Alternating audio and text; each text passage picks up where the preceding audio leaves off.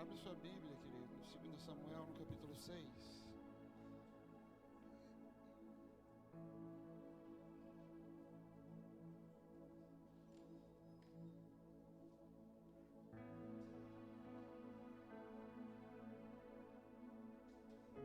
Verso 15.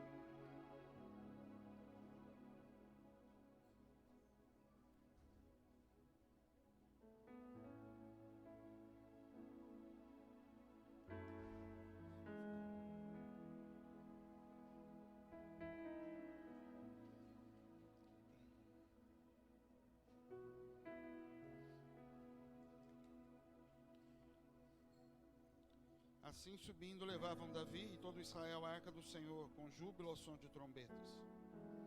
E sucedeu que, entrando a arca do Senhor na cidade de Davi, Mical, filha de Saul, estava olhando pela janela, e vendo o rei Davi que ia bailando e saltando diante do Senhor, o desprezou no seu coração. Introduzindo a arca do Senhor, a puseram no seu lugar, na tenda que Davi lhe armara. E ofereceu Davi holocaustos e ofertas pacíficas perante o Senhor. E acabando Davi de oferecer os holocaustos e ofertas pacíficas, abençoou o povo, em nome do Senhor dos Exércitos. E repartiu a todo o povo e a toda a multidão de Israel, desde homens até mulheres, a cada um pedaço de pão e um bom pedaço de carne, e um frasco de vinho. Então foi-se todo o povo, cada um para sua casa. E voltando Davi para abençoar sua casa, até aqui. Quando Davi leva a arca para Jerusalém, aquilo foi um marco, né, na história de Israel, na história de Davi. Ele entendia que ele estava fazendo algo que, para a gente, são só alguns textos, mas era algo muito marcante, muito importante para eles.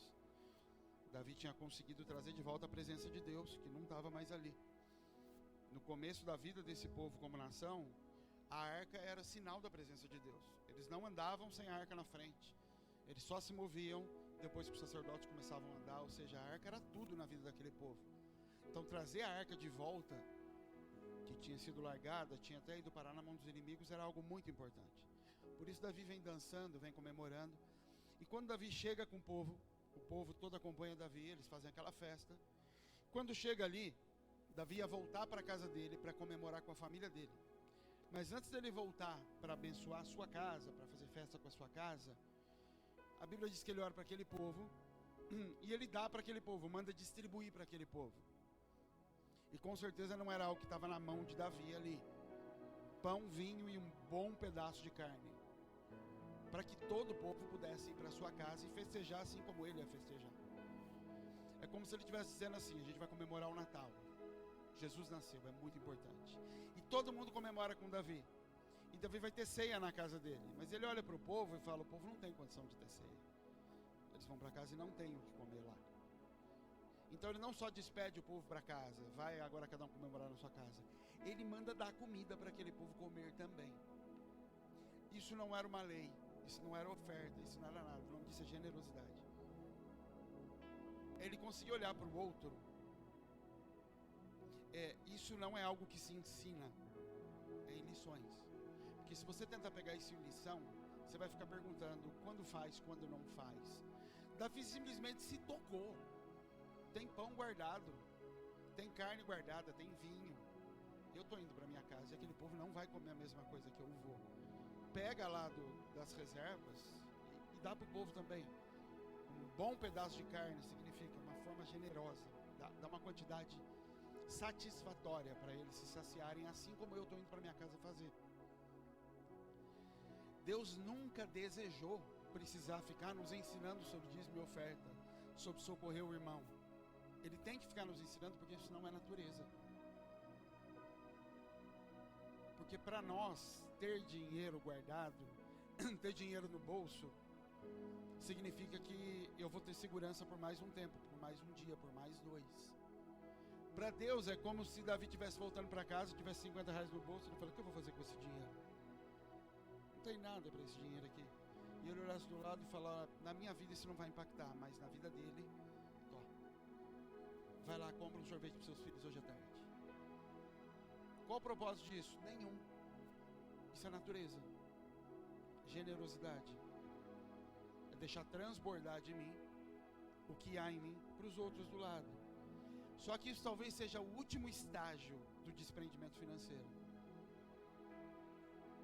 O estágio em que eu vivo agora eu não estou com fome. Se eu não estou com fome, maçã guardada aqui do lado para quê? Se eu estou comendo aqui na mesa, quem não está comendo ao meu redor? Eu brinquei, na hora que eu postei essa semana, no dia que Manuel foi embora, a gente estava aqui conversando, a gente entrou no escritório, ele e o Caio conversando sobre a escola. E que as crianças novas estão chegando, e o Manuel triste porque as crianças que vão sair para ir para a escola do estado não vão comer mais do jeito que comiam, não vão ter os privilégios que tinham. Manuel, mas isso aí não tem o que fazer, né? E aí a gente entrou no material escolar, calçado, começamos a fazer conta, tudo. A hora que eu postei e começou a vir os coração, na hora eu escrevi uma coisa, eu falei, eu segurei. Mas no outro dia eu comentei com o Alan que estava aqui. Falei para ele assim, os corações são bons, mas a gente precisa do cifrão. É muito legal. Gente, vamos ajudar, amo vocês, olha as crianças apaixonantes, lindas. Tá bom, mas isso não resolve o problema. A gente automatiza até mesmo o amor. A gente automatiza até mesmo o socorro. Sendo que Deus ia se agradar muito mais se eu olhasse no meu rosto e falasse, tem 10 reais aqui, não resolve o problema, mas é a minha manifestação de estar participando de algo. É que a nossa cabeça funciona de solução de problemas, e para nós 10 reais não soluciona o problema. Deus falou, o que Deus está dizendo é quem soluciona o problema sou eu, não é você. O que eu quero ver em você é natureza. É isso que eu espero de você. Porque se tiver a natureza, nós vamos falar disso hoje, se tiver a natureza, o propósito vai fluir. Deus da semente é quem semeia, Ele está dizendo, eu preciso formar semeadores, não portadores de semente. Eu preciso formar gente com natureza de semear. Porque aí eu vou dar o quanto for necessário. Mas enquanto a nossa cabeça estiver em eu resolvo o problema, eu vou estar sempre medindo o tamanho da minha capacidade de solucionar. E se eu não tenho capacidade de solucionar, eu não me movo. E aí a gente se torna isso. De aplaudir, de divulgar, divulgadores do reino. E não praticantes do reino. E nós vamos ter dinheiro para mandar para lá? Sempre tem, gente. Estava conversando com o Caio essa semana. O Caio veio falar, toda vez que eu vou falar com o Caio sobre dinheiro, perguntar como estão as contas, ele fala a mesma coisa para mim. Ah, pastor, está complicado. Eu sempre falo isso. Aí eu falo assim, mas como que tá? Tá entrando? Ele fala assim, pastor, não dá para saber. Entra um pouco, depois no outro mês entra diferente. E eu falei para ele, Caio, deixa eu falar uma coisa, a vida inteira vai ser assim. O dia que a gente tiver condições de medir quanto está entrando de dinheiro e fazer projeções do que a gente vai fazer, significa que a gente saiu do propósito. O dia que tiver na nossa mão, ficar controlando, eu vou ter dinheiro e por isso vou me mover, significa que a gente conseguiu contar exército e por isso estamos indo para a guerra. Nós vamos para a guerra porque Deus mandou ir para a guerra e não porque o nosso exército é capaz. Então, nem vamos mais ficar entrando nesse assunto de se tem ou se não tem para fazer. O que a gente precisa saber é Deus pediu para fazer. Queira Deus que nós nunca tenhamos condições de fazer essa conta e de previamente fazer a conta fechar. Que a gente possa fazer como vem fazendo desde outubro. Eu falo outubro porque de outubro para cá foi uma avalanche de coisas pesadas que nós fizemos. E que todas as vezes eu vou falar com o Caio, ele fala, isso não vai fechar, não vai dar, tá difícil. Vai sim, e a gente vai fazer mesmo assim, e fecha. E aí chega no mês seguinte, ele me fala, não, mas agora não vai. E não que ele não tenha fé, é porque ele está olhando os números. E por isso eu não quero olhar os números, preciso que alguém olhe. Então todo mês é assim, não, esse mês não vai. E aí eu falo, eu não tenho que cuidar disso mesmo, chega no mês, fecha. É assim que o povo de Deus se move. É assim que o exército se move. Não, beleza, nós temos aqui 5.000 homens. Deus fala, você está confiante nos 5.000, né? Arranca metade disso aí então. Até onde eu vou ter que tirar? Até onde você parar de ter confiança. Gideão, até você parar de ter confiança no que está na tua mão. Porque enquanto você se move porque tem confiança no que está na mão, significa que a confiança não está em Deus. Nós ainda estamos agarrados no que Ele coloca na nossa mão. Amém, queridos? Então vamos ofertar, você pode trazer seu dízimo, sua oferta.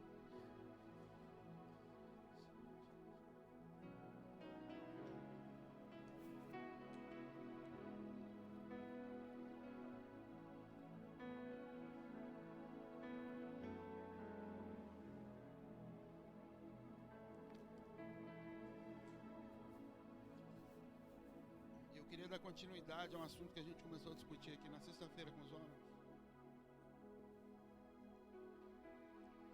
E ontem de manhã eu fiquei meditando nisso, rabiscando umas coisas lá em casa. A gente estava falando sobre propósito e esse é o problema, gente. Tudo que a gente aprende tecnicamente, que a gente vai em Deus para aprender como conceito, como ensino, corrompe.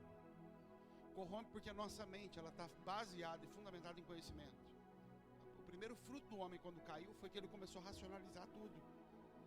O homem vivia num lugar em que ele não fazia compra, em que ele não plantava, e ele comia, e isso não era um choque na cabeça dele. Entenda que se sua mente não for mudada, você com problema financeiro, Deus pode mandar alguém todos os dias para colocar uma mala de dinheiro na porta da tua casa. Todos os dias. Todos os dias você vai acordar ansioso se a mala vai estar lá. Todo dia. Assim era o povo no Egito. Deus falou, eu vou mandar comida todos os dias de manhã. Eles acordavam correndo para ver se estava lá mesmo. E eles guardavam para o dia seguinte com medo de não estar lá no dia seguinte. Porque não se trata de Deus mandar do céu. Ele vai mandar, Ele é fiel. Se trata da minha mente ser transformada, da minha natureza ser transformada. Como a minha natureza não é transformada, a minha mente ainda vive com base em 1 mais 1 é 2, em contas no sentido de ficar ligando pontos. O Senhor traz conhecimento novo, traz pão vivo do céu, e eu processo esse pão. Eu transformo ele em conhecimento, ensinamento, então até propósito. Acho que não tem nada mais aqui, depois de paternidade, que a gente falou mais nessa igreja do que propósito. O que é propósito? E no final, a gente estava ali na reunião de homens, todo mundo falando propósito, governo, governa isso, governa aquilo, governa isso. Eu levantei para eles e falei, tá bom, governar para quê? Porque no final, toda a conversa de propósito, mulheres já estava indo para governar a sua casa. Não, governo sobre si, amém, mas governa a sua casa. Então todo fruto que estava saindo da conversa sobre estou conseguindo governar, a mulher já está obedecendo. Eu falei, mas governar para quê? Qual o propósito de governar alguma coisa? Até o ensino de governo se corrompe. Porque eu estou governando para onde? Porque se meu foco está só em manter os cães obedientes em casa, se eu tenho 5, 6 cachorros, alguém vai questionar, mas para que você tem esses cachorros? Só para eles te obedecerem? Era melhor você nem ter, que aí você nem precisava ensinar governo para eles. Olha como se corrompe. Por quê? Porque aquilo caiu num lugar que não estava transformado, esse ensino de governo. Então, estou governando por governar. E não em função de um fruto. Porque a transformação não ocorreu. Porque o Senhor, desde o começo, o que Ele queria dar para a gente era vida. Era fruto de vida, não fruto de conhecimento. Por isso Deus não te deu um professor, Ele te deu um pastor. Ele te deu um condutor, Ele te deu pai, Ele não te deu professor. Por isso que quem conduz rebanho não é mestre. Porque não é através de ensino. O ensino em cima de alguém que não tem natureza é só corrupção. É só reafirmar uma natureza caída. Alguém que recebe ensino de governo, mas ainda continua inseguro da sua natureza, ele vai querer mandar nos outros. Ele vai querer fazer acordos com pessoas que eram para estar, na verdade, fluindo debaixo do governo dele. Então, de nada adianta governo se você não entender propósito. Para que governo? Governo para um propósito. Por que você tem governo na sua casa? Porque Deus deu governo para você sobre a sua casa. Porque tem um propósito para a tua casa. Tem um motivo para a tua casa. Sem esse motivo não tem sentido governar. Governar para onde? Governar para ter pessoas debaixo de mim? Isso era Adoni-Bezeque em Juízes. Aquele rei que prendia reis debaixo dele. Cortava dedo de mão e de pé. Para que você tem reis aí debaixo? Eu governo. Para onde? Para lugar nenhum. Por que não mata logo? Não, é aqui. Aquele homem entendia de governo, não entendia de propósito. Ele entendia de governar uma geração, não entendia de propósito. Por isso ele cortava os dedos, para que as pessoas não seguissem propósitos. Ah, mas eu entendi propósito também. Entendeu mesmo? Então você entendeu que tudo na tua vida é profético. Tudo. Você é um ser profético. Tudo que você faz é profético. Tudo que sopra ao teu redor é profético. Você só precisa entender. Você só precisa viver isso. Tudo é profético. Porque se todos os meus dias... A Bíblia não diz que o teu propósito foi escrito antes da fundação do mundo. Ela não diz que o que você vai ser foi escrito antes da fundação do mundo. Teu ministério, ela diz, todos os dias foram escritos. Os seus dias na infância foram escritos. Os processos aos quais Deus tinha para você passar foram escritos. Deus escreveu sobre Davi a coroa. Deus escreveu o leão que ele mandou. Deus escreveu o gigante. Deus escreveu o urso. Deus escreveu a rejeição dos... Deus escreveu uma série de coisas a respeito de Davi. E muitas vezes talvez Deus não tenha escrito. Tenha sido consequências de vida, os pais, erros, enfim. Mas Deus planejou espiritualmente tudo. E o que foi mudado não foi mudado porque um homem desejou mudar. Foi mudado porque o mundo espiritual influenciou quem tinha o governo de conduzir esses seus dias. Teus pais podem ter alterado esses dias, mas porque o mundo espiritual se moveu em cima disso, do céu ou do inferno. Então tudo é profético. Então eu tenho que entender de governo, mas para entender governo eu preciso entender propósito. E se tudo tem propósito, aí começa o grande problema na nossa vida. Porque Deus veio para você. E a primeira coisa que Deus faz, primeira modo de falar, mas uma das grandes realizações de Deus, quando você começa a andar com Ele, Ele revela propósito. E Ele revela quando você ainda é criança na fé. Você começou a andar com Ele, Ele já revela.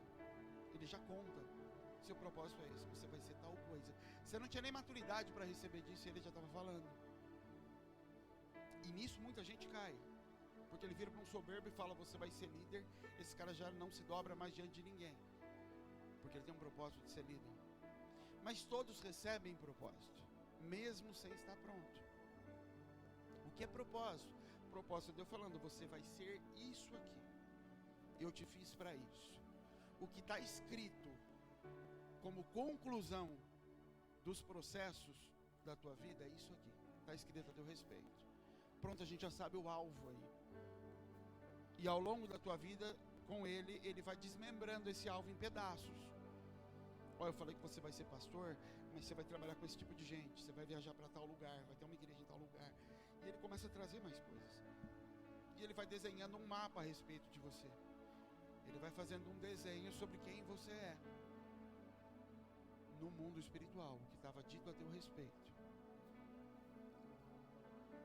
Isso não significa que eu esteja pronto para aquilo. Isso significa que é o desenho, é a planta. Na minha cabeça, eu tenho uma planta desse jardim, desenhada aqui dentro. Mas não é ainda. Mas é como se cada conversa que eu tenho com o Caio, cada vez que eu venho aqui e sento com alguém que está aqui ajudando e começa a soltar coisas, eu estivesse soltando um pouco do desenho daquilo que foi projetado para esse lugar. Mas ainda não é. Ainda tem muita pedra para arrancar, ainda tem muita coisa para se fazer. Assim é a nossa vida. Se eu conversasse com esse jardim, eu diria para ele, você é isso, você vai ser isso. Eu falei para alguém esses dias, eu não sei se foi para o Manuel, esse lugar vai ser isso, vai ser assim, vai ser assado.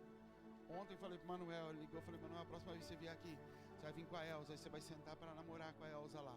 Ele entendeu que eu falei orar. Aí ele falou assim, amém, pai, amém, vamos orar. Eu falei, não, Manuel, orar não, namorar. Aí ele disparou de rir no telefone. Eu falei, por quê? Que eu estou compartilhando com ele o que vai ser esse lugar, como ele vai ser. Mas é ainda? Não, não é. Isso é propósito. Deus, quando vira para Pedro e fala para Pedro, tu és Pedro, e sobre essa pedra eu edificarei a minha igreja, ele está dizendo propósito. Só que esse homem, Deus vira para Pedro, depois ainda fala assim, eu te entregarei as chaves do reino. Olha só, Deus está dizendo, eu vou dar as chaves do reino de Deus para a igreja, através de você. E esse homem, que tem todo esse propósito, algum tempo depois, tenta matar outro homem, quando ele vem prender Jesus. Traz isso para os dias de hoje. Ele arrancou um revólver da cinta. O crente, o líder dos pastores que andavam com Jesus, tinha um revólver na cintura. E a hora que vieram para prender Jesus, ele arranca um revólver e atira na cabeça do soldado. Por sorte pegou na orelha, mas ele não mirou na orelha aquela espada, irmão. Ele não falou, vou tirar uma lasca. Ele foi com a espada na cabeça. O cara é que se mexeu ali e pegou só a orelha. Ele foi para matar. Como é que um homem que tem um propósito desse tamanho, que o próprio Jesus diz, você é o princípio da igreja, na tua palavra está o princípio da igreja, quer matar outro cara depois de alguns minutos, e vira para Jesus e fala mais ou menos assim, se você quer ir, vai você, e eu não vou me entregar por esse negócio, porque a natureza dele não estava pronta. A natureza não tinha sido transformada. E propósito jogado em cima de natureza morta gera morte. Governo dado na mão de alguém que tem natureza errada vai gerar morte. Isso foi Adão quando resolveu governar com conhecimento. Vão morrer. A gente ama quando o Senhor traz propósito, e a gente se engana, porque mesmo sem ter natureza transformada, o Senhor continua acrescentando propósito na nossa vida. Você vai ser isso, você vai ser isso. E aí a gente tem nossa natureza revelada. Afasta-te de mim, Satanás. Jesus dizendo para Pedro, tem Satanás em você. Pedro, ao invés de se apoiar em cima daquilo, tem Satanás dentro de mim, tem Satanás dentro de mim, eu preciso arrancar Satanás de dentro de mim, ele se apoia em cima do chaves do reino na minha mão. E por isso ele não transforma a natureza. Ele continua sendo quem ele era. Porque ele tem palavras de Deus, de que ele é aquilo. Todos temos, queridos. Todos temos desde o começo. Elas não se cumprem porque a natureza não foi transformada. E aí uma das coisas que a gente conversou é, não, agora eu estou conduzindo minha casa. Para onde? Agora minha esposa me obedece. Talvez era melhor na época que não obedecesse. Porque tinha alguém naquela época que estava segurando numa direção correta. Isso é uma heresia que eu estou falando, tá? Não é melhor, minha filha, que você não obedeça. Obedeça. Mas para os homens, tá bom, você está conduzindo agora. Agora não tem mais briga, mas para onde você está levando? Talvez seja pior agora. Porque agora está todo mundo no barco e você está conduzindo para a sua natureza. Porque ela não foi transformada. Então as etapas, governo foi estabelecido, propósitos a gente já entendeu. Só que a natureza, ela não é dada no propósito, ela é dada nos caminhos. Aquele povo quando sai do Egito, ele já tinha propósito estabelecido. Vocês são filhos de Israel, vocês vão para a terra prometida. Todos eles tinham um propósito de entrar na terra prometida. 3.000 ou 3 milhões, não importa quantos sejam, mas eles tinham todos um propósito. Filhos de Israel entrar na terra prometida. Deus deu governo na mão deles através de Moisés. Eles tinham todas as etapas. Daqueles milhares ou milhões de pessoas, quantos entram na terra? 2 famílias. Você entende que a gente pode ter recebido propósito, pode estar estabelecendo governo dentro de casa, mas como a natureza não é transformada, a natureza não é mudada, não é moldada, ela é escondida. Você acha que alguém que estava andando do lado sabia que Pedro era capaz de passar a mão numa arma e dar um tiro na cabeça de um cara? Jesus, eu não creio que Jesus era onisciente enquanto esteve na terra. Ele abriu mão, deixou isso do lado, como se estivesse na gaveta. Ele falou, não vou usar. Ele se movia em dons, ele se movia nos mesmos dons que ele fala para a gente se mover. Jesus não sabia que Pedro ia enfiar a mão na cintura. Pedro faz aquilo, ele fala, sai daqui. Quem viver pela espada vai morrer pela espada. Para de usar a tua mão para fazer as coisas, Pedro. Não é do teu jeito. Não é nos teus caminhos que as coisas vão se estabelecer. Pedro, você está louco da vida, se achando, porque você recebeu uma palavra que vai ser tal coisa. E quanto mais o tempo passa, ao invés disso alinhar teu coração, ele desvia mais. Porque mais obstinado a gente se torna em quem Deus disse que eu vou ser. E menos eu me alinho ao coração que Ele gostaria que eu tivesse. E isso me acusa de forma alguma. porque eu estou andando debaixo de obediência às regras, eu estou debaixo do governo, eu tenho um propósito, estou seguindo na direção de algo que o Senhor falou. A natureza não se manifesta nesses momentos. A natureza se manifesta quando algo sai do ponto. Epa, não foi do jeito que eu pensava. Quando é que Pedro se manifesta? Quando ele está esperando um Cristo que vai glorificar, que vai estabelecer as coisas. Não foi, ele vai morrer. Não, tem alguma coisa errada. E aí Pedro cria algo do lado de fora, arranca aquela arma e fala, não é desse jeito. Ele cria um novo caminho. E ele sai daquele lugar. E assim, todos os outros atrás dele. O propósito é eterno, o propósito está escrito desde antes da fundação do mundo. Natureza não. A gente tem facilidade, alguns dificuldade, quando Deus fala para a gente corrigir nossos filhos. Corrigir para quê? Para que você tem que corrigir teu filho? Se teu filho já vem com um propósito escrito do céu. Teu filho de 3, 4 anos já está escrito tudo a respeito dele no céu. Todos os dias dele já estão escritos. Por que você tem que corrigi-lo? Por que a gente pega a vara para uma criança se já está escrito que ele vai ser pastor?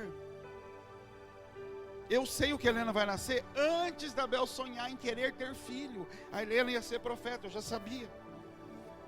Eu já sabia o que José ia ser antes de sonhar em ter filhos, anos antes. Deus disse, é isso e para isso, é isso e para isso.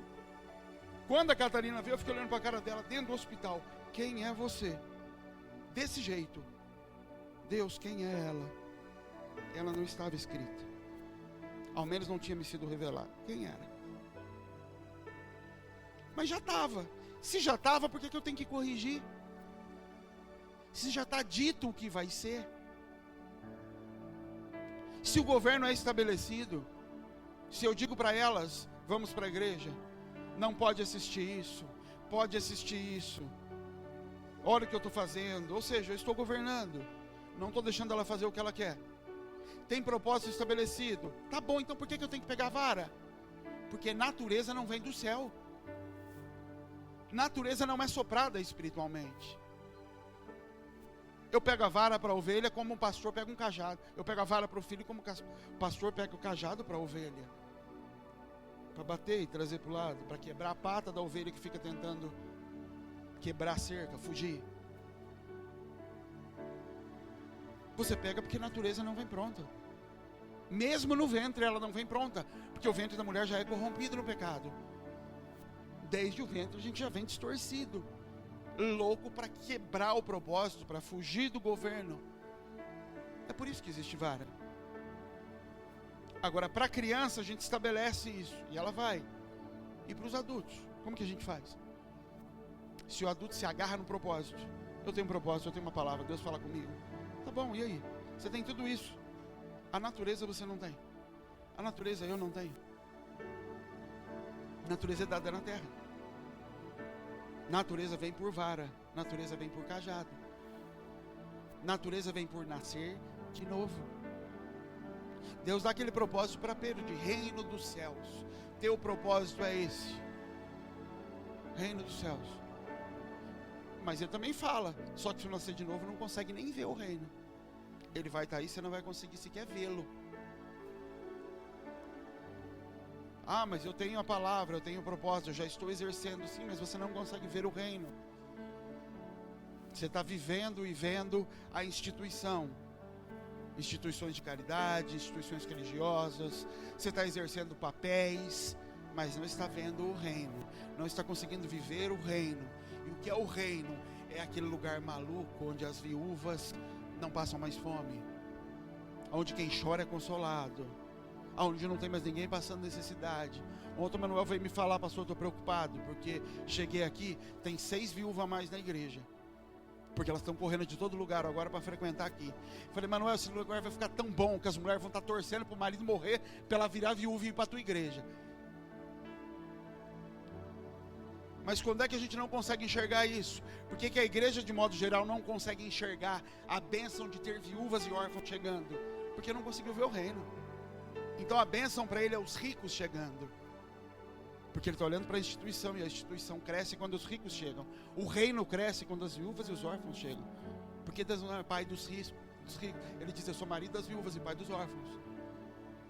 Então o lugar onde abriga essas pessoas é o lugar onde eu estou. Nós não conseguimos sequer ver o reino se eu não nascer de novo. Se você não for como essa criança, inocente como ela, que pega 5 pãozinhos e fala: ó tio, eu tenho isso aqui, ó. Eu tenho 10 reais. Meu Deus, mas o que é 10 reais para comprar uniforme para tanta criança? A criança fala: tio, eu tenho 10. E Jesus fala: tá bom, eu vou abençoar esses 10 e a gente alimenta todo mundo. Quem consegue fazer isso é criança. Criança consegue ver reino.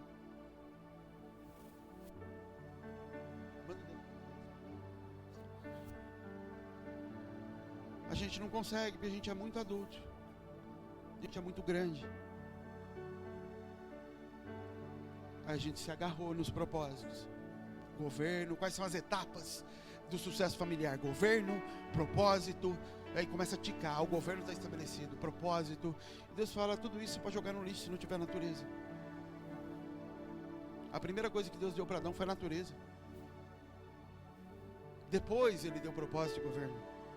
Primeiro ele deu natureza. Teu filho, tua filha, ele não entende de propósito. Eu entendo da vida da Helena, da Clara, sempre soube, desde que elas nasceram. Elas não. A busca delas como criança sempre foi por natureza. Pela natureza que elas assistem. Em casa, na televisão. A busca delas sempre foi por se parecer com algo, não por ser algo. Isso é ser como criança. A gente não morreu. Por isso a gente se agarra em propósito, destino. Quais são as etapas então para eu chegar lá? Governo. E aí a gente começa a esquematizar todas as coisas. E quanto que a gente percebe que não acontece? Quando senta numa mesa e fala: já estabeleceu, estabeleci governo, manifesta o fruto aí. Não sai uma palavra, fala: meu filho, é natureza. Na natureza Deus põe todas as coisas na tua mão e as coisas começam a fluir. E quem vê você vê o Pai. Por isso você tem que procurar nas entrelinhas quem Jesus era. Por isso às vezes você fala: nossa pastor, li esse versículo 50 vezes, nunca vi isso. Porque você está procurando tecnicamente encontrar governo em Jesus, tecnicamente encontrar governo nos evangelhos. Você não vai achar. Porque Jesus não diz: quem vê a mim vê o rei, quem vê a mim vê o doador de propósitos, quem vê a mim vê o mestre. Não, vê o Pai. No Pai existe governo, no Pai existe propósito, no Pai existe essas coisas. Mas enquanto vocês estão olhando para Deus, como todas essas coisas técnicas do Evangelho, você não vai conseguir encontrar nada. Você vai ficar olhando para o mesmo versículo e dizer: como é que eu nunca vi? Porque você está procurando a coisa errada.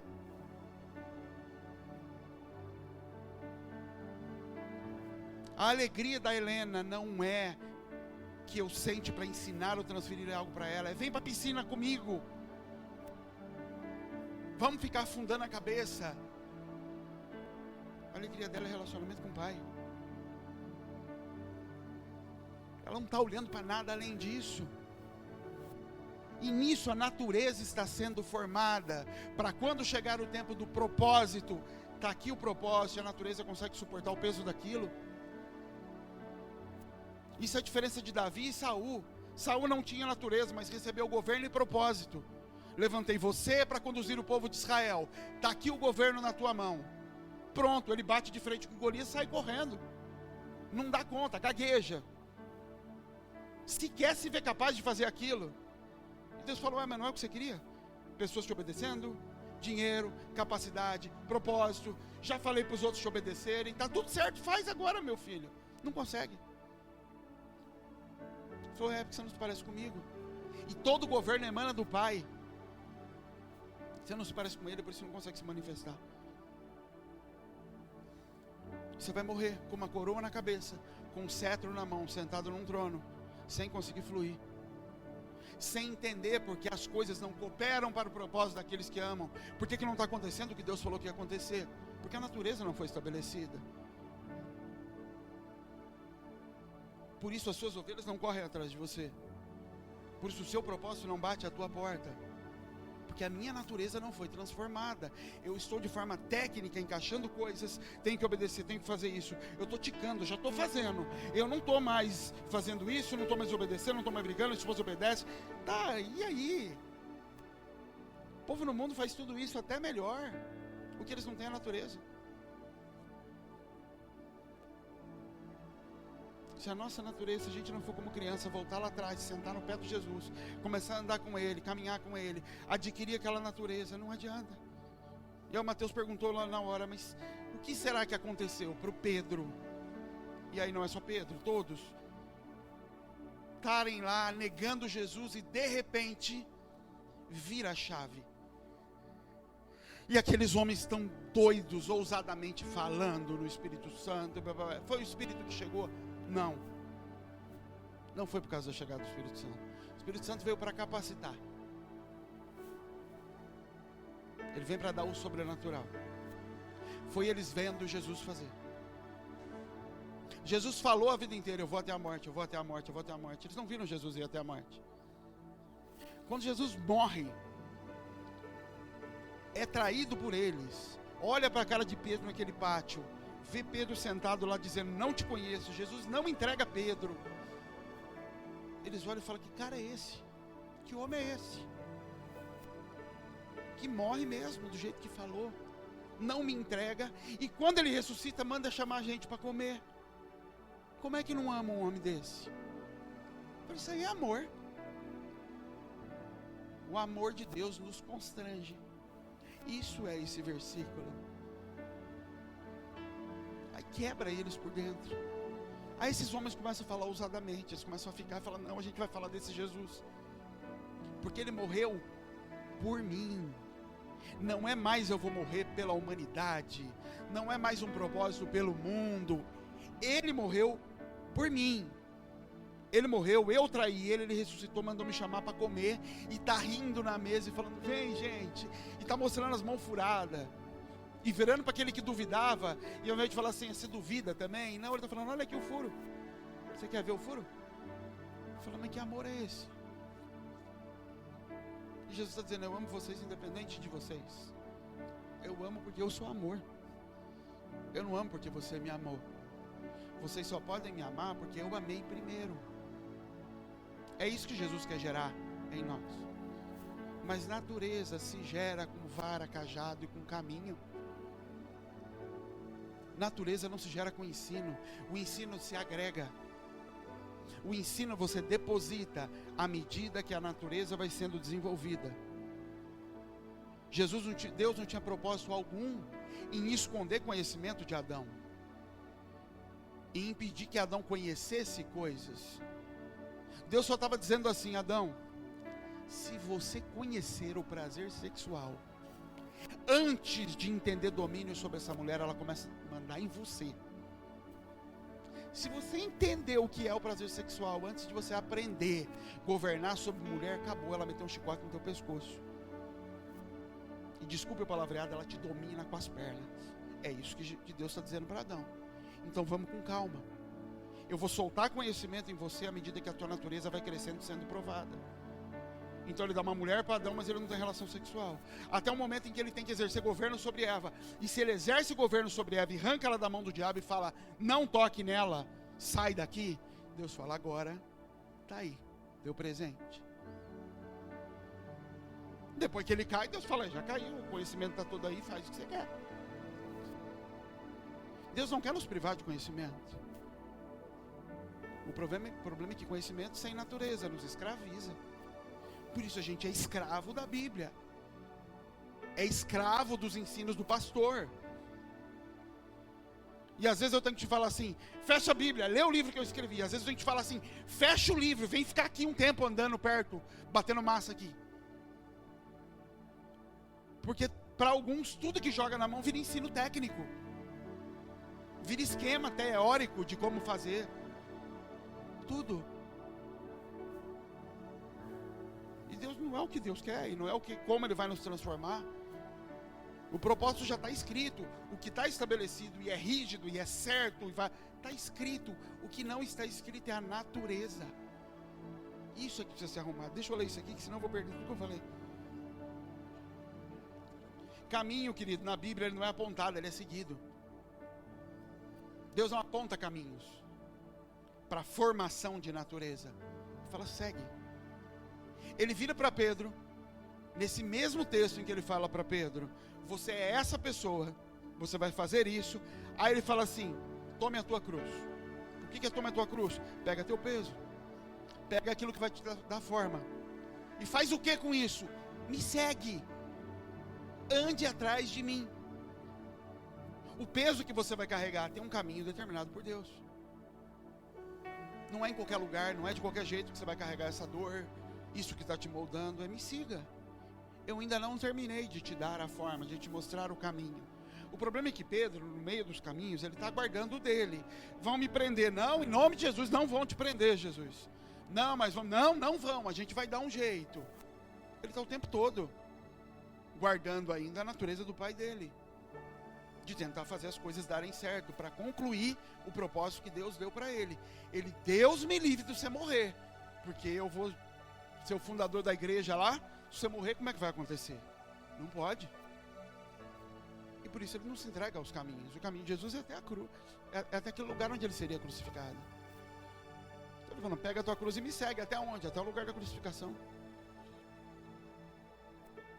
Às vezes você pegou a cruz, está carregando peso, mas para o lugar errado, por caminhos errados. A cruz não está nas nossas costas para a gente pagar um preço. Quem quer pagar de novo, querido, é imaturo. Ontem eu estava com a Catarina, saímos, minha Catarina agora está usando pinico. Toda vez que ela usa pinico, ela vai correndo na minha mesa quando eu estou lá. Parabéns, pai, parabéns, pinico. Eu falei, parabéns, filha. Pega ela no colo, ela, piuíto. Dá um pirulito, porque ela usou pinico. Aí ontem eu saí, levei ela junto, passamos na loja lá para comprar um negócio, tinha uns pirulitos, daquele grandão. Comprou o pirulito, ela ficou chupando. Paramos nos outros 2 lugares depois. Ela desceu de novo comigo. Na hora de passar no caixa, ela pegou o pirulito e falou, pagar, pai. Pagar, piuíto. Eu falei, não, filha, já está pago. E aí Deus falou comigo na hora. Falou, crianças querem pagar de novo pelo que já foi pago. Já foi pago. Mas ela continua querendo pagar por aquilo. O preço já foi pago pelo pai. Mas ela continua achando que tem que pagar. Ou seja, Deus só está querendo me dar natureza. A cruz que Ele põe sobre mim e sobre você não é para a gente pagar preço, para a gente chegar num lugar de conhecimento, num lugar de conseguir ser igual ao pastor no conhecimento, conseguir ser igual ao pastor, pregar igual a ele. Por isso que às vezes eu peço para alguns virem pregar aqui, eles ficam gaguejando, falando que você está querendo copiar um modelo. Porque você consegue falar, você fala no trabalho, você fala com pessoas, você bate papo. Se tiver a mesma natureza, você vai fluir no teu propósito, na tua forma, na multiforme graça. Mas todos são reconhecidos como Jesus. O cara testou um texto, eu fui procurar, está em Filipenses, que ele fala, o que de mim, eu vou ler o texto que eu não lembro. Filipenses 4, se eu não me engano. Abre lá. Portanto, meus amigos, aqui, 4:9.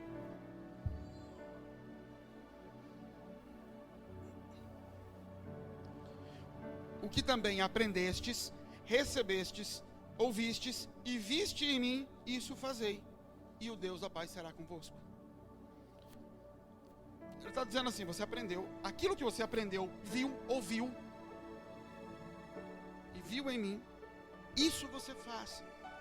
Ele está dizendo, siga o caminho do ensino, do que você ouviu, do que você viu, e assim a paz de Deus estará com vocês. Natureza não se transfere em púlpito, não acontece aqui. E se essa aqui é a relação que nós temos, se essa aqui é a relação que você tem com Deus, sinto te dizer, você vai descobrir propósito, você vai aprender um monte de coisa, mas não vai se parecer com Ele. E por isso você vai bater de frente com os propósitos e falar, cadê? Porque você está buscando observar. Tem um texto, e ontem esse texto me voltou, o texto de quando esse povo vai entrar na terra. Está em Números 13.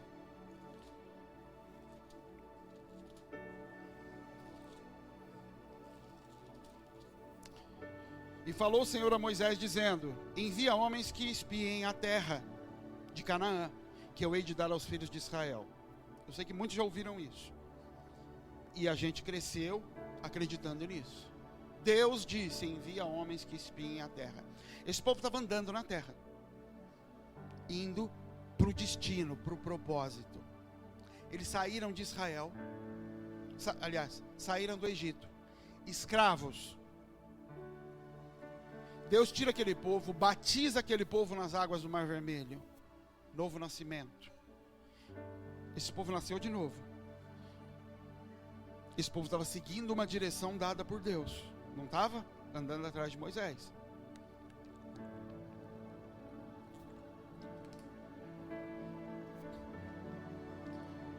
Só que esse povo está o tempo todo reclamando do processo de Deus na vida dele. O tempo todo. Isso aqui é ruim, isso aqui a gente não quer. Água amarga eu não quero. Maná eu não quero, eu quero carne. Eles estão andando juntos? Sim. Estão se submetendo ao processo? Não. Mas estão andando juntos. Estão perdendo tempo. Estão seguindo.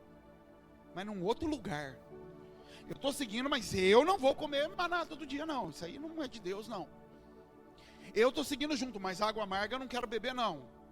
Deus tem um negócio diferente comigo, Deus falou comigo, eu não vou beber água amarga. Deus disse, ok, tá bom. Fui chamado por Deus, fui batizado, Deus falou que eu vou entrar na terra prometida, Deus já revelou o propósito para minha família, tá bom. Chega no capítulo 13, Moisés fala isso. Deus disse, vamos mandar espias para entrar na terra. Agora avança para Deuteronômio capítulo 1. Verso 21. Verso 20.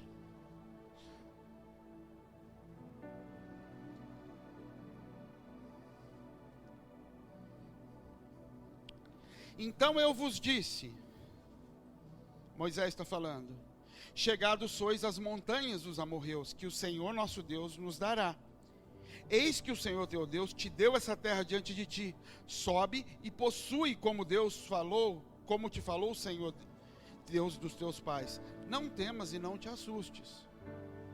Então todos vocês chegaram a mim e disseram, vamos mandar homens adiante de nós, para que espiem a terra e nos dêem resposta, porque caminho devemos subir a ela e que cidade devemos ir. Pareceu-me bem esse negócio. Deus não mandou espias. Moisés mandou os espias.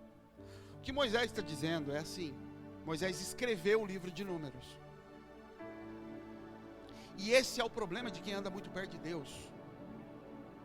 Porque a gente começa a transformar o mandamento, juntar o mandamento de Deus com as situações que estão acontecendo ao meu redor e tentando criar uma verdade inspirada por Deus, porque o meu espírito está calmo com relação àquilo.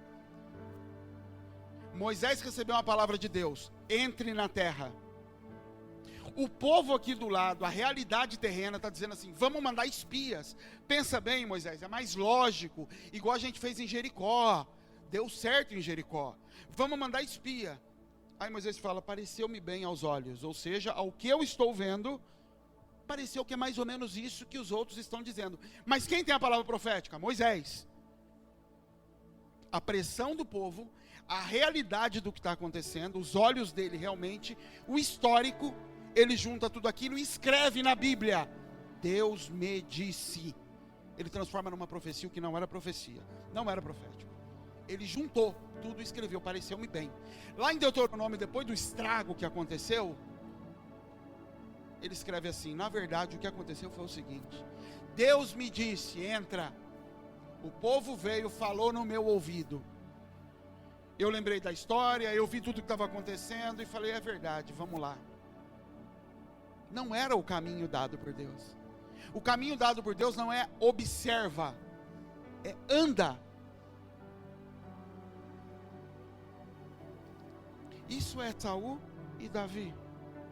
Saul olha o tamanho do gigante e observa, de jeito nenhum, não dá conta. Eu não dou conta, que é o que aconteceu com aquele povo. Nós não damos conta. Davi não. Davi estava num caminho mandado pelo pai dele. Ele vai, bate o olho e fala, o que esse cara está pensando? Deus sabia que aos olhos aquele povo não conseguiria enfrentar. Porque eles negaram durante todo o tempo a natureza que Deus tinha para gerar. O que eu estava dizendo é sigam, andem. mas eles estão observando para medir se é capaz, se é bom. Eles voltam e falam assim: não dá não. Não dá. Aí eles ainda viram para Moisés depois, em Números, no mesmo capítulo, e falam assim: você nos trouxe até aqui para morrer nessa terra. Ou seja, você tirou a gente do mundo, disse que Deus tinha um propósito, a gente está te seguindo, andando atrás de você, e andando nesse negócio que Deus vai fazer, que vai acontecer e nunca acontece, e Deus está sempre adiando, e não acontece. Na verdade, você trouxe a gente para a gente morrer nesse projeto, nesse propósito de casa de misericórdia. Vamos morrer nesse negócio, vou ficar velho, já estou com 50 anos, 60, e não acontece nada. Ele falou: não, era para ter acontecido.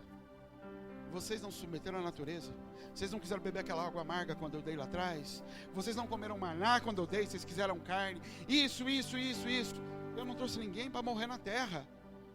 É que agora está diante da terra, e a terra não responde a você, porque você não assumiu a natureza, você não se tornou alguém corajoso para enfrentar esse exército, porque você está medindo as coisas na sua frente, nos teus braços, e nos teus braços eles são gigantes mesmo, e nos seus olhos você ainda é o gafanhoto que saiu do Egito. A natureza não te foi dada. Você recebeu governo, você recebeu direção, você recebeu provisão, recebeu propósito, tudo te foi dado. Você não consegue entrar e tomar posse disso que o Senhor colocou diante de você, porque você não tem natureza. Você ainda se vê como aquele que saiu de lá, não foi transformado. Por isso, o propósito não responde a quem você é. Só que aí você tem dois que andaram no mesmo lugar, passaram os mesmos processos, que voltam de lá dizendo: gente, a terra é boa demais, a gente vai arrebentar com esse povo, vamos comer eles como pão. Caleb e Josué, dois homens comeram a mesma coisa, tomaram a mesma água, debaixo do mesmo governo, o mesmo propósito. Eles é que estão olhando diferente para a coisa. Aquilo que está diante deles responde aos olhos deles diferente do que responde aos olhos dos outros. Onde está o problema? Está no propósito? Está no caminho? Está no que Deus falou? Está na profecia? Não está em nada. Está em quem estava ali recebendo. 10 não conseguem, 2 entram.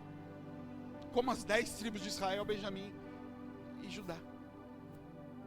A mesma coisa. Porque é o caminho. Como eu me comporto nesse caminho? O que eu estou buscando nesse caminho? Eu consigo me matar? Eu consigo me negar para assumir uma natureza que não é a minha? Meu orgulho, minha soberba consegue se destruir a esse ponto? Por isso que, se não for inocente como criança, eu não consigo sequer ver o reino que me foi prometido. Esse povo olhou para a terra e não conseguiu ver o reino naquela terra. Eles viram gigantes, mas aquela terra era o terra de governo, era o lugar que eles iam governar, estabelecer o reino. Eles não conseguiam ver aquilo. Eles viam um lugar que tinha coisa ruim, coisas que poderiam me matar, mas estava ali. Sabe gente daltônica, o Caio daltônico, você está com ele aqui, aí você fala assim: é verde, ele está aqui, fala: é azul. É verde, é o toco e o jacaré? É jacaré, é toco, é jacaré. Duas pessoas vendo a mesma coisa e veem coisas diferentes. Isso eram aqueles 12 homens. Imagina os 12 lá em cima do penhasco olhando. Que coisa linda. O outro falando: que desgraça. Que coisa linda, que desgraça. É a mesma coisa, onde é que muda? O que tem de diferente? Nós dois saímos dos mesmos lugares. Escravos no Egito, pai escravo no Egito, avô escravo no Egito, bisavô escravo no Egito. Os dois chegam na mesma água amarga. Os dois chegam no mesmo maná. Os dois chegam nas mesmas rebeldias, no mesmo bezerro de ouro, tudo o mesmo caminho. Nasceram no mesmo lugar. Quando eles chegam diante da terra, um fala: terra que mana leite e mel. O outro fala assim: terra de desgraça. Onde é que está o problema? Está na terra, está na origem? Está no propósito? Está no governo? Tudo foi igual. Tudo foi igual. O que foi diferente? O comportamento na caminhada, que gerou aqui um olhar diferente para o que o Senhor colocou. Eles conseguem corromper até os olhos de Moisés. Até o próprio Moisés se corrompe na profecia. E escreve: Deus disse. Porque é esse caminho que faz a diferença. Jesus encontra Pedro e fala: te farei pescador de homens. Ponto, está feito, o propósito já está liberado. Até lá o que muda? Caminho, vamos andar. Vamos andar. Pedro, dá você de comer para eles. Pedro, sai daqui, Satanás. Pedro, o que você está querendo sentar do meu lado? Pedro, para, Pedro. Pedro, para, Pedro. E Pedro não vai. E aí Pedro não tem natureza. Até que Pedro tem que ver Jesus morrer. Para depois daquilo. E Jesus tem que mandar chamar Pedro. Chame todo mundo e Pedro, que senão ele também não vinha. Estava envergonhado. Não se trata de Deus, não se trata de tempo. Eu já falei aqui, eu já cansei de ver gente morrendo com promessa no bolso. Morrendo com um monte de promessa no bolso. Falando: Deus, não sei, por que não aconteceu? Não sei, Deus falou. Queridos, eu tenho palavras que eu recebi quando eu tinha 18 anos. Foi a primeira vez que eu ouvi. Deus falou para uma outra pessoa que ia fazer isso e isso. Minha vida inteira, quando o pastor vinha conversar comigo, falava: pastor, por que não aconteceu? Porque eu tenho uma palavra que Deus falou quando eu tinha 18 anos. Porque se Deus falou, vai acontecer. O que não aconteceu? Ninguém nunca soube me explicar. E aí eles ficam tentando justificar Deus. Não, é que às vezes... Não, você também não sabe, fala sério. Fala, não sei, pronto. Porque Deus vai cumprir o que Ele falou. Se Ele disse que a terra mana leite e mel, é porque mana leite e mel. Os meus olhos é que podem não estar vendo leite e mel. Lá na África acontece isso. Nós olhamos para Mekuzi. Eu olho para aquele lugar como um paraíso. É um paraíso na terra. Para os moçambicanos, aquilo é um inferno na terra. Para os próprios moçambicanos que não moram ali. Não chega água, não chega luz, é longe, só tem mato, não tem hospital. Os olhos deles sobre o mesmo lugar são diferentes. Para os moçambicanos, a terra não tem água. Para nós, cava aqui que tem água. Pode ser que tenha. O que muda é quem está olhando. É a forma que foi dada a quem está olhando. Por isso que Jesus olhava para o cego, para a prostituta, para o leproso, e ele via potencial naquelas pessoas. Porque era quem estava olhando, não era a pessoa. Ele conseguia extrair isso das pessoas. Porque propósito todo mundo tem. O Salmo serve para todo mundo, o Salmo 139. Ele escreveu os dias de todos. Deus às vezes, querido, vai ter que te levar, e por isso não acontece, te levar nos lugares que você quer levar as pessoas. Nós queremos conduzir pessoas a lugares. O Senhor te deu promessas, te deu profecias que dizem respeito a você, a tua casa, a tua família, porque as nossas promessas dizem respeito à nossa casa e à nossa família. Por que a gente não consegue conduzi-los? Primeiro, eles podem não querer, ponto. Mas por que é que mesmo aqueles que estão mais próximos não conseguimos conduzir? Porque você não foi até lá. Você também não chegou nesses lugares. Por isso você não consegue conduzir. Saul estava com medo e todo o exército de Israel também estava com medo. Saul não chegou, ele não consegue levar o povo. Deus, quando pega Moisés, era para aquele povo ter saído do Egito em 400 anos. Eles saíram em 430. É o que? Deus mudou de ideia no meio do caminho? Atrasou? Não. Não foi nada disso. Teve um erro de um homem no meio do caminho. Atrasou 30 anos.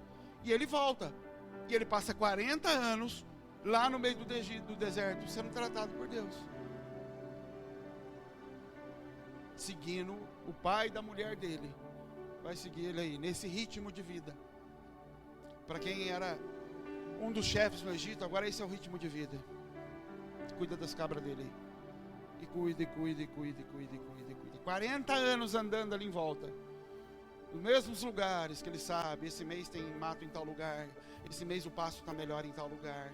E vez ou outra, ao longo do ano, ele passava na frente do Sinai. Do Monte Sinai. 40 anos fazendo aquilo ali. Essa época é época de chuva aqui. Essa época tem rebanho ali, tem mato ali. 40 anos passando. Depois de 40 anos, no pé do Sinai, Deus fala com Moisés. Moisés, estou aqui. E a história toda. Vai lá, busca o povo e traz o povo aqui para mim. Deus fala para ele: traga o povo aqui no Sinai. Moisés vai. Quando o povo sai do Egito, leva 3 meses para Moisés levar o povo do Egito até o Sinai, para Deus falar com eles. Deus precisou de 40 anos para Moisés conseguir ouvir a Deus no Sinai. Precisou só de 3 meses para o resto do povo. Você entende por que algumas coisas na minha vida e na tua vão levar 40 anos para depois você conseguir pegar milhões e levar em 3 meses? Porque Deus gerou em você a natureza de quem conhece o caminho até o Sinai. Só que esse povo em 3 meses se corrompe, que chega na frente do Sinai e fica com medo do que está vendo e fala, vai você, a gente não quer ir. Moisés podia falar, não, eu já estava aqui. O que Deus queria é que vocês chegassem nesse lugar. Ele chega e fala, não, eu não quero isso. Eu quero a terra prometida. Não adiantou nada Deus amassar Moisés, arrebentar com a vida de Moisés, para gerar um homem capaz de buscar um povo, libertá-lo e trazer de volta para o pé do Sinai. É por isso que você às vezes está apontando o Sinai para as pessoas.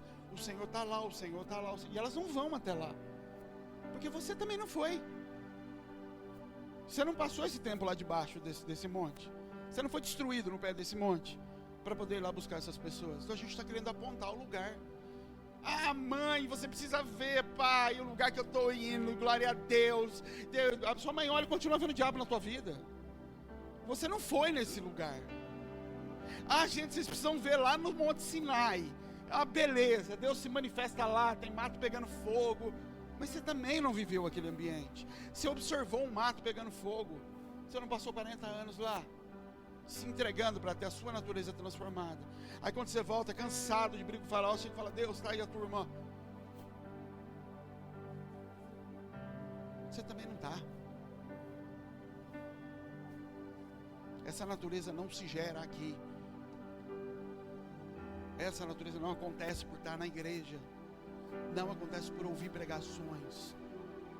Ela acontece com o que você faz, com o que você ouve, com o caminho que você anda, que você segue. Com você não alimentar o velho lá de trás com a comida nova, isso vai estourar. O odre velho não pode conter o vinho novo. E quanto mais você buscar Deus, quanto mais você se entregar ao propósito, mais o vinho vai fermentar. E quando você mais acha que está em Deus, puf, estoura o odre. Fala-me, que negócio é esse? Que loucura é essa? Não é natural, tá? E tem alguma coisa errada. Não, é tudo natural. É o vinho correto. É o espírito certo. Está fermentando porque é o papel dele fermentar. São dons mesmos fluindo na tua vida. É propósito, é ministério, está tudo certo. Mas o odre não aguenta. Ele não consegue conter esse negócio. Ele vai estourar. O que Deus está dizendo, o responsável pelo vinho sou eu, pelo odre é você. Pode deixar que o vinho eu vou derramar. Os dons eu vou lançar, os ministérios vão fluir. Mas se você não cuidar do odre, se você não cuidar de transformar essa natureza, não trocar o vinho, o odre velho, pelo novo, ele vai estourar. Não vai conter tudo que foi lançado em cima de você. E aí você se vê com vinho derramado e fala, e agora? E para começar de novo? Vou fazer uma costura aqui, e bota, vazou só um pouco, e vamos, ninguém viu que vazou, e vamos que vamos. Até quando? Se eu não entregar os meus caminhos, se eu não entregar a natureza para ser transformada, a gente vai passar uma vida aqui tendo aula sobre governo, seminário de governo, seminário de paternidade, seminário de dons, seminário de vinho.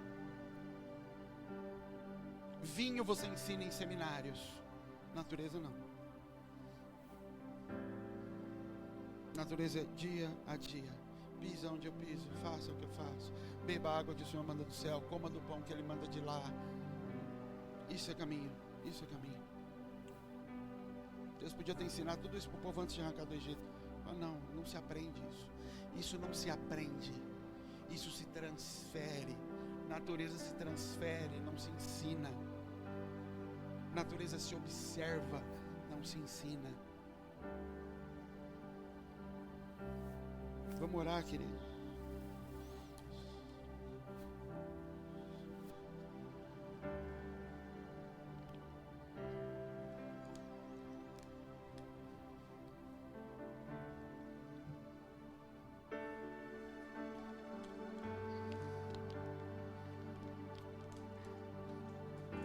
Conversa com o Senhor, querido. Sempre que eu trago essas palavras, eu fico muito pesado. Entenda, eu não quero pesar sobre ninguém. Que não seja um peso, que eu não seja um peso sobre você. Sobre o que você faz, deixa de fazer. Mas se a gente tivesse noção, consciência da urgência da volta de Jesus, da necessidade que o Senhor tem de transformar outros e não só cumprir os sonhos, os propósitos da minha casa.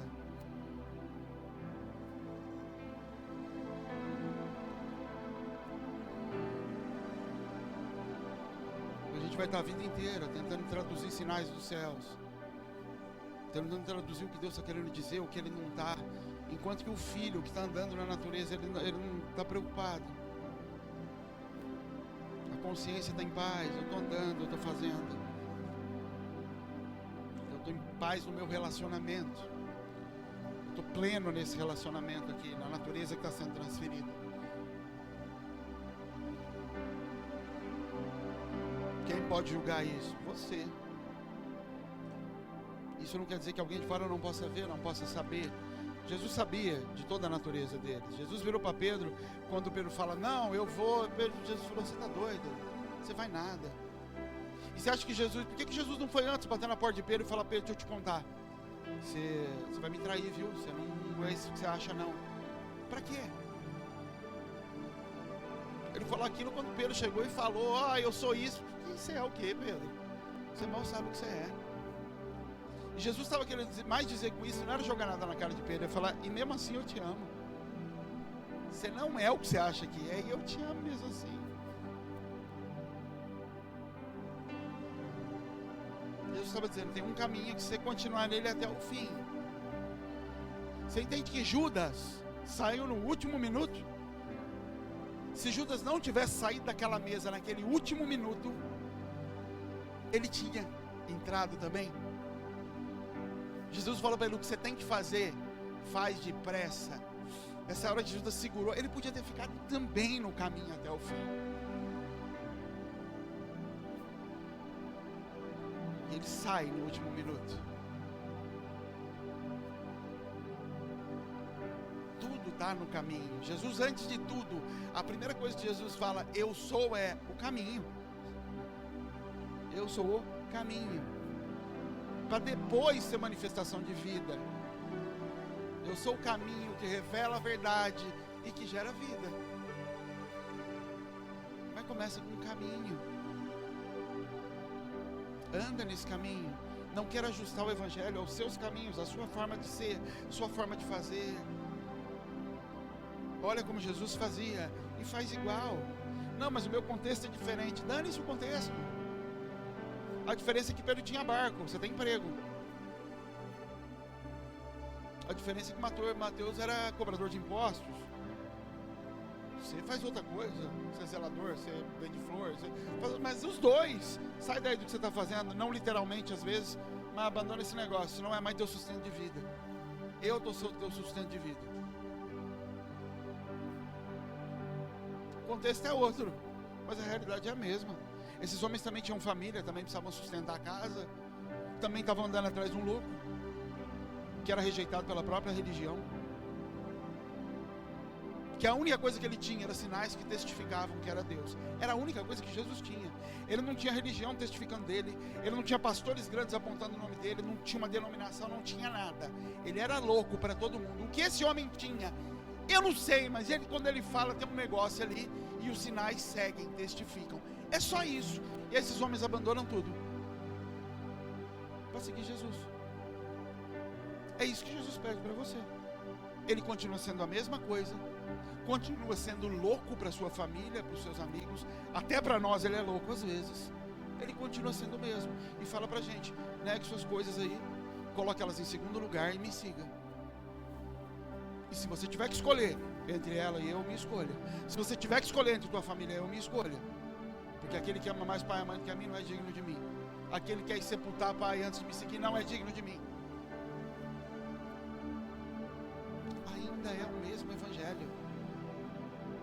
Não, mas é doido mesmo, é assim mesmo. E nesse ponto eu não peço para você me perdoa que eu sou duro. Nesse ponto eu digo, é assim mesmo. E se está pesado, você está no lugar errado, no evangelho errado, na igreja errada, com o pastor errado, porque é assim mesmo. Eu vou continuar dizendo para você: arrebenta com a tua vida pelo evangelho. Vou continuar dizendo para você: prepare suas filhas para morrer pelo evangelho. Prepare suas filhas não para fazer uma faculdade.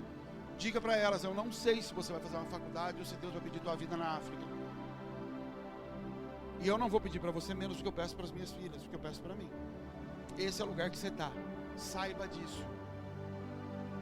Saiba disso. E fique à vontade para entender que está no lugar errado. Mas esse é o lugar que você está. Por isso que eu já falei: você acha que a Universal arranca teu dinheiro? Você não viu nada.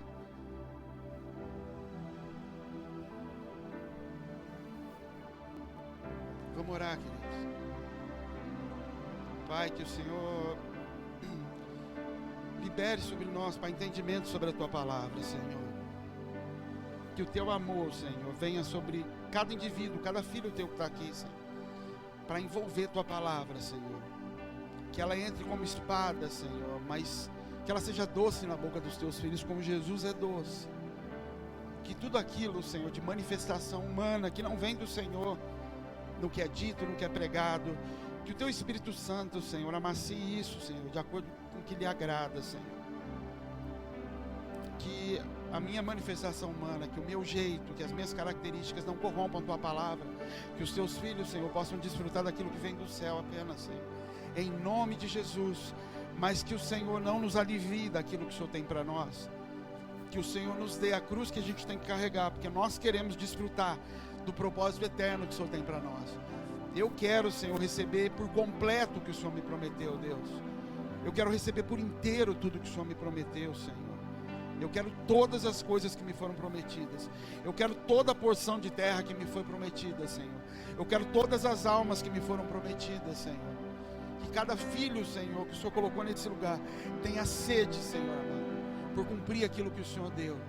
Cada filho que o Senhor colocou nesse lugar tenha como propósito maior na vida, Senhor, ser aquilo que o Senhor disse, Pai, acima de qualquer outra coisa, Senhor. Que nossa vida seja totalmente profética, que a gente olhe todas as coisas ao nosso redor, medindo o que isso contribui com o meu propósito, o que isso foge do meu propósito, o que o Senhor tem nessas coisas, Pai. Em nome de Jesus, Espírito Santo, nos ajuda a te dar um odre novo, para que o Senhor possa encher com teu Espírito. Que nós possamos ser um ambiente, um reservatório que pode lhe conter, Senhor, que pode te receber, Senhor. Que nós possamos ser a casa que pode te manifestar como indivíduos. Que nós possamos ser Moisés, Senhor, que pode, que tem autoridade para conduzir o povo até o Sinai, porque nós conhecemos esse lugar, porque nós nos mantivemos pacientes nesse lugar, Senhor, nos submetendo aos teus caminhos, Pai, para nos transformar naquilo que o Senhor tem para nós. Em nome de Jesus, Pai, que nós possamos ser provisão para esse mundo, Senhor, como José, porque nós, Senhor, administramos cadeia, porque nós administramos casas que não eram nossas, porque nós fomos fiéis com aquilo que não é nosso, que é do Senhor. Que o Senhor coloque, Senhor, celeiros nas nossas mãos, porque como bom mordomo nós administramos o recurso que o Senhor dá hoje. Que nós possamos acessar os teus celeiros, que vão saciar a fome naquele lugar, e tantos outros nesse mundo, Pai, porque somos dispenseiros fiéis daquilo que o Senhor nos entrega, espiritualmente, materialmente, Senhor, emocionalmente. Que nós possamos ser fiéis ao Senhor, que nós possamos negar nossa carne, nossas vontades, nossos desejos, nossos ímpetos, para ser aquilo que o Senhor deseja, para manifestar quem o Senhor é diante da nossa casa, das nossos familiares, do trabalho, Pai. Em nome de Jesus, Pai, em nome de Jesus, nós te agradecemos por nos confiar tão grande tesouro, Senhor, por nos confiar Cristo em nós, Pai, e que isso possa manifestar a tua glória nesse mundo, Pai. Em nome de Jesus é que nós te agradecemos, ó Deus. Amém, queridos. Deus abençoe a cada um.